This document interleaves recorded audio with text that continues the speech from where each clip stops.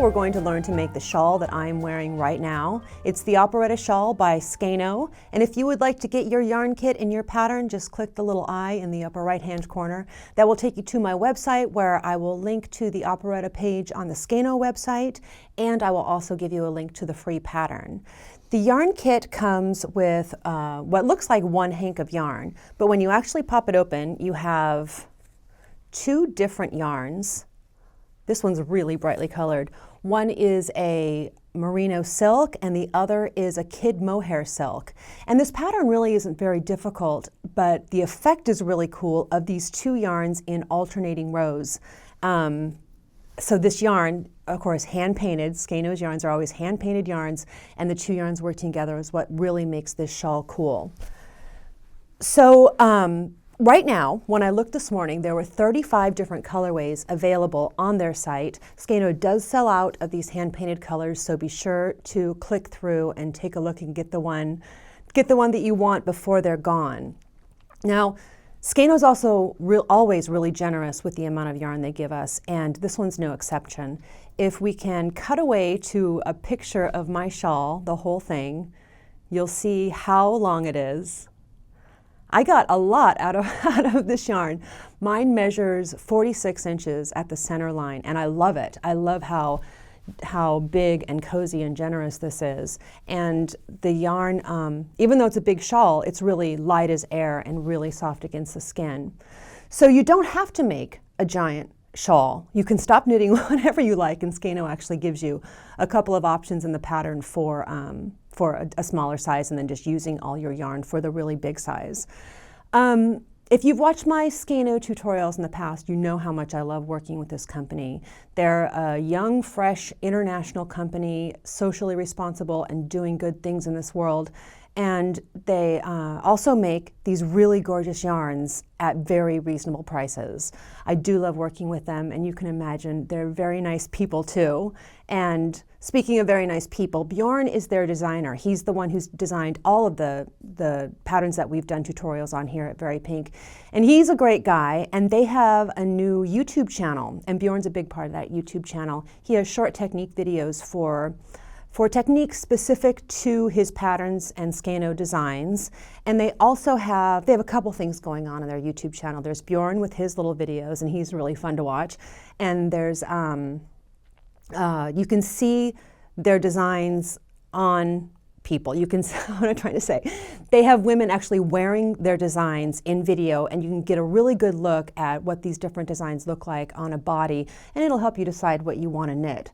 So if you click the little eye in the upper right hand corner, I will have a link to the new SKEINO YouTube channel, and if you like what you see, be sure to subscribe.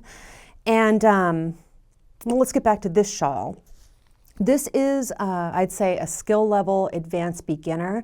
It's really mostly just a garter stitch shawl with, as most patterns, as a lot of patterns are, the first little bit is the most confusing. And so we're going to walk through that a couple of times, the first few rows, because after that it really is just a garter stitch shawl. So if you're really confident with the knit stitch, if you're at least really confident with the knit stitch, you'll be able to knit this.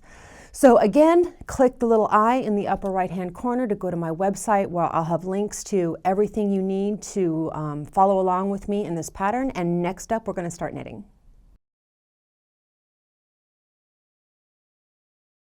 We are ready to get started on this shawl, and like I said, it is mostly just a garter stitch shawl, but the first few rows are the most difficult, and so we're going to walk through those together.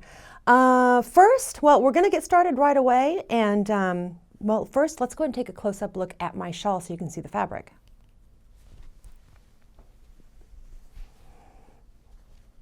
Here is the shawl. You can see we alternate rows of the merino with the kid mohair. And now I'm thinking that if I can find a piece of white paper, I'm going to put it behind. Does that help you see? The mohair between the rows of merino really makes the merino stitches stand out. You can really see them. And then the mohair adds a little bit of fuzz, and it's very soft and very pretty. So it really is just a simple garter stitch shawl, and it's the yarn that really makes it. So if you have your pattern, even if you're waiting on your kit to arrive, if you have your pattern, we can get started together. I will show you here. These are the two yarns all wound up, the merino and the mohair, and we'll get to those in a minute, but first I'm going to show you how to work the first few rows with just some plain worsted wool. It ends up not being nearly as pretty as the hand-painted yarns, but I want you to for sure be able to see exactly what I'm doing. So we need a row counter. Whoops. I've got a row counter, I've got my yarn A and yarn B. Yarn A is the merino, and we're going to start by casting on 3 stitches. We're starting with the setup rows. And you want to start on double pointed needles. You can start on the circular needles, but you can't start on straight needles. We're actually going to, later, we're going to be sliding work to the other end of the needle rather than turning the work. But for now, it's just more straightforward. We cast on with yarn A, which in this case is purple yarn. We're going to use purple and white. It's not the greatest color combination. Cast on 3 stitches, and this is the right side of the work. We're going to slip 1 stitch, and you always slip as if to purl, unless the pattern tells you otherwise. And we're going to do an increase called knit, yarn over, knit. And this is what it looks like. You knit into the stitch normally, but don't pull the old stitch off the left needle. Yarn over, just by wrapping the yarn around the right needle, and then knit into that stitch again. And don't worry, we're going to do it plenty more times. And then knit 1. And Bjorn has been very nice to give us the stitch count at the end of these rows. My row counter isn't working that great, it's stuck. So row 2, we're going to slip 1. Whoops, I'm actually starting with the other yarn. You do have to read this carefully. Yarn 1 was row 1, and we're actually going to use yarn 2 on row 2.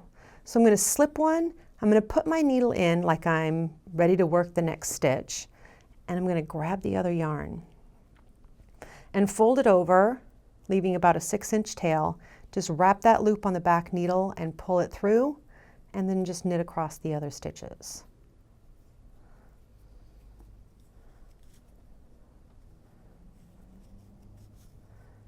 And then the last of the setup stitches, we get to work that knit 1, yarn over, knit 1 again.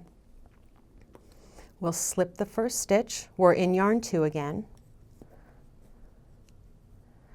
And the knit 1, yarn over, knit 1 is you knit it. Don't pull the old stitch off the left needle. Yarn over and knit into that stitch again.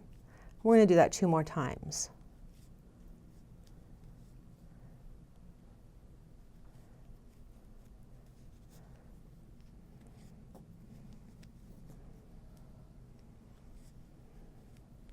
And then we're going to knit the last stitch. Now at the end of this row, things will be kind of loosey-goosey. You can go ahead and pull on your tail ends. Excuse me. Now we're ready to start the real pattern. This is kind of how things are going to be for the rest of the shawl. And row 1 is the wrong side with yarn 1. And you know, the wrong side, you can put a little clippy marker to mark the right side of the work, but really the yarn you want to use is in the correct position for whatever the yarn is. I know this is the wrong side of the work because yarn 1 is over here and I'm ready to start this row. So I'm going to slip 1 and knit the rest.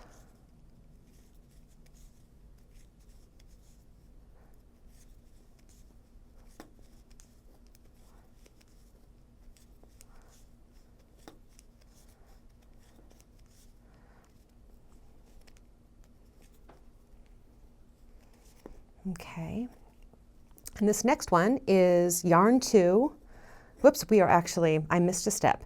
This is where we left off, and the first thing this pattern tells us is SLW, and that means slide work to the other end of the needle. So instead of turning the work, I'm sliding everything over to this end so that I can work with yarn 2 over on this side.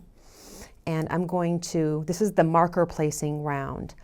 I'm going to slip 1, and knit 1, and then the next bit of instructions is KB, and KB is knitting into the bar below. I call it make one. It's the same thing, KB and make one. And I'm going to show you different make one stitches, make one right and make one left, coming up in just a moment.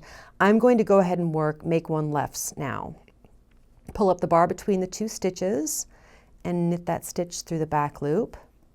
So I slip one, knit one, KB, knit two, KB or make one again. And PM means place marker. So I'm going to take a little ring marker and put it on the needle. Knit three. Place another little ring marker. And KB. Knit two. KB.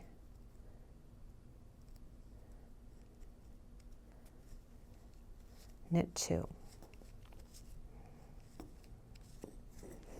Okay, so now we have the markers placed, and every right side row is, actually every wrong side row is going to be the same thing now that the markers are there. You're going to slip the first stitch, knit the next stitch, make one, knit all the way across to the marker, make one, knit across the three center stitches, make one, knit all the way to the last two stitches, make one, and then knit two. So it's increase, increase, increase, increase, and the wrong side rows are just slipping the first stitch and knitting across all the other stitches. Now the thing you have to pay attention to is whether the pattern says to SLW, to slide the work to the other end of the needle or to turn the work. If it doesn't specify, you want to turn the work. So that's what it's like with this this bulky yarn. I do want to show you the make one stitches because you have an option with the make one stitches. There are two different ways to work it, and just pick one and keep using it. I use make one left throughout the whole pattern because I think they're easier to work. So make one left is working with the bar between the two stitches. Pick it up from front to back on the left needle. I always use my right needle to help me out with that. Pick it up from front to back, and then you want to knit it through the back loop. And you've just increased by one. Let me do that again. Pick it up from front to back with the left needle and put your needle into the back loop of that stitch. Sometimes it's hard to get the needle in. I usually put it through the front loop and roll it over. I'll show you that one more time, the roll over. Front to back, roll it over. Okay, that's a make one left, and I think they're the easiest to work. In fact, most people I talk to find it the easiest one to work, but there's some crazy people who prefer make one right. Make one right is picking up the bar between the two stitches and putting your left needle in back to front. And now you're going to knit the stitch normally through the front loop. And it can be pretty hard to get the needle in there, but it's not that bad. Okay, picking up the stitch from back to front and create some slack on that stitch so you can get your needle in there. Make one rights aren't really so bad. I'm trash talking them, but they're fine. You can use whichever one you want. Back to front. And those are the make one stitches. Just pick the one you like best. I do have one sample that I thought I was going to use. This is a finished worsted sample like the one I was just working on. It looks horrible because now it's not nearly as pretty as the one in the actual yarn. Look how much prettier that is. I just stopped after 15 rows here and put it on scrap yarn just for a finished example because I want to show you most shawls like this one start with a garter tab, and that knit one yarn over knit one that we did gave us this really pretty yarn over pattern right there at the beginning instead of garter tab. It's a really different way to begin a shawl. I have a feeling that Bjorn invented it, and I love it. So now I want to show you, I want to use the actual yarn for the shawl because it's, basically the same technique, but working with the two different yarns is, the mohair is very fine, so I want to show you about working with it. I'm going to work the pattern just exactly as I did before, casting on 3, and then row 1 is slip one, knit one, yarn over, knit one, and knit one. And this is where it gets exciting because we're going to incorporate yarn 2.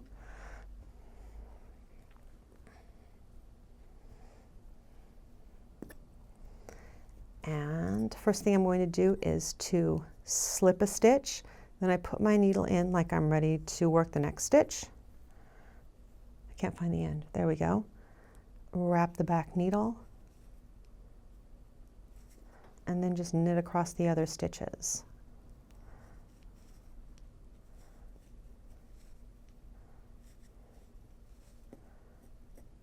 And sticking with yarn 2,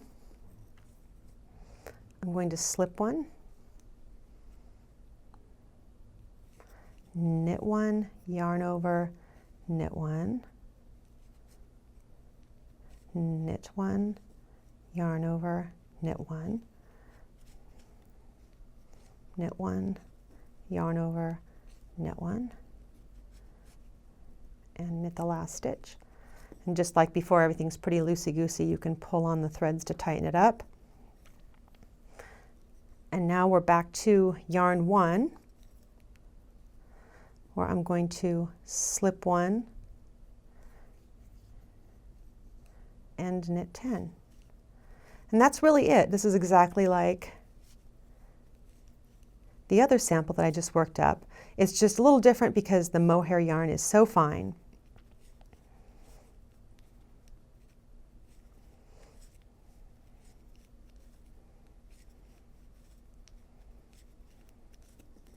You can see we're already starting to get a very cool effect with the 2 yarns working together. I love it. Now you can keep going on the double pointed needles as long as you like. I switched to circular needles pretty quickly because, as you can see, we have a lot of shape that happens right away in this shawl. And when it's all bunched up on the double pointed needles in a straight line, you can't see it. So I wanted to get to circular needles kind of as quickly as possible so I could see the shape that I was making. So you can keep knitting and knitting on this shawl until you're almost out of yarn. Just leave yourself enough yarn to bind off. I wanted to use all of the yarn, and I ended up with this really enormous shawl that I love so much. I was surprised that I actually ran out of mohair before I ran out of merino, but that was okay. I had enough yarn to work a few extra rows of merino, and it kind of made a bottom border. You don't need a bottom border at all. I just didn't want to have any leftover yarn. So I used up the last little bit of yarn to knit a few rows of merino as a bottom border and then bound off. And I didn't do anything fancy with the bind off. It was a regular bind off, but I used a size needle larger. This pattern calls for a 10. I used an 11 to bind off. And that's kind of my solution whenever a pattern says to bind off loosely. I don't want to focus on binding off loosely. I just grab a bigger needle and bind off normally. Anyway, I think that's all I have for you. Many thanks to SKEINO for sponsoring this tutorial and bringing this beautiful pattern to us. I hope you all have a great time knitting it. Good luck.